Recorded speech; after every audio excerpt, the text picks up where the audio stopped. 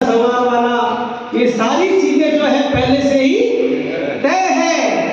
यही हमें समझना है। हानि लाभ जीवन मरण यश अपयश विधिहार, कहो भरत भावी प्रबल बिलक कहत मुनि ना। ऐसा एक पंक्ति है, जब भरत ने पूछा था कि ये समाज का दुनिया का चक्कर क्या है, ये सब चल क्यों रहा है, ऐसे क्या है सब, तो कहा ज्यादा इस पर दिमाग लगाने की आवश्यकता नहीं है।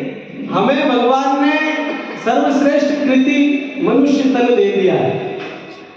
मनुष्य तन सर्वश्रेष्ठ कृति है भगवान की। भगवान जब सृष्टि का सृजन करते करते थक गए, उन्होंने कहा मैं ऐसा क्या बनूं कि जिसके बाद में और कुछ बनाने की इच्छा नहीं हो, तो उन्होंने बना दिया मनुष्य। और मनुष्य को बनाने के बाद में भगवान को और किसी सृष्टि रचना की इच्छा ही नहीं हुई। कारण क्योंकि विवेक संपन्न कर दिया, धर्माधर्म से युक्त विवेक कर दिया, शास्त्र दे दिए, संत दे दिए, आप्त पुरुषों के वाक्य दे दिए, खुला मैदान है, खुला घोड़ा है, आपकी मर्जी हो जैसे लड़ो, आपको चाहे तो रास्ते में गिरना हो तो रास्ते में गिरो, आपको चाहना हो मंजिल पानी हो तो मंजिल पाओ, सब कुछ हमारे ऊपर छोड़ दिया है भगवान ने। देखिए मंजिल यूं ही नहीं मिलती, राही को जुनून सा दिल में जगाना पड़ता है। पूछा चिड़िया से कि घोंसला कैसे बनता है, तो बोली तिनका उठाना पड़ता है। एक दिन में जीवन निर्माण नहीं होता, एक दिन में व्यक्तित्व निर्माण नहीं होता, मरना पड़ता है, खपना पड़ता है, पचना पड़ता है, तब जाकर के व्यक्तित्व का निर्माण होता है। ऐसे ही जो है हम 84 लाख योनियों का जो बात करते हैं शास्त्र की दृष्टि से, कितने जीव जंतु आपको पता ही नहीं होगा कि कितने प्रकार के जीव जंतु इस सृष्टि में व्याप्त है, और उसमें कितने कहां जन्म गए और किसकी कितनी आयु है कि नहीं। ये सब होने के बावजूद कह दिया हानि लाभ जीवन मरण यश अपयश विधिहार, ये 6 चीजें हमारे हाथ का विषय नहीं है।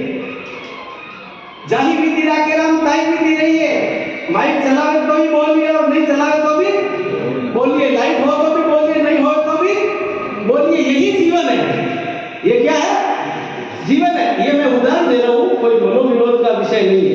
मतलब जीवन की हर अनुकूलता और हर प्रतिकूलता में समभाव रखना, ये जीवन का हमारा ध्येय होना चाहिए। समता नहीं आती है।